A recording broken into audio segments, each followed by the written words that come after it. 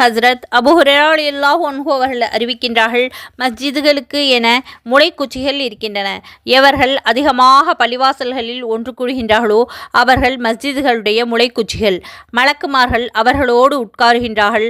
அவர்களில் பள்ளிகளில் இல்லாவிட்டால் மலக்குமார்கள் அவர்களை தேடுகிறார்கள். அவர்கள் நோயுற்று விட்டால் மலக்குமார்கள் அவர்களை நோய் விசாரிக்கின்றார்கள். ஏதேனும் அவசிய தேவைக்காக அவர்கள் வெளியில் சென்றால் மலக்குமார்கள் அவர்களுக்கு உதவி செய்கின்றார்கள்.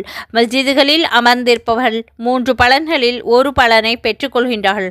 யாராவது ஒரு சகோதரரை சந்தித்து மார்க்க ரீதியான பிரயோஜனத்தை பெறுகின்றார்கள், அல்லது ஏதாவது மார்க்க ஞானத்தை கேட்டு பெறுகின்றார்கள், அல்லது ஒவ்வொரு முஸ்லீமும் எதிர்பார்க்கக்கூடிய அல்லாஹு தாலாவுடைய ரஹ்மத் கிடைக்கின்றது என்று நபி ஸல்லல்லாஹு அலைஹி வஸல்லம் அவர்கள் கூறியிருக்கின்றார்கள்.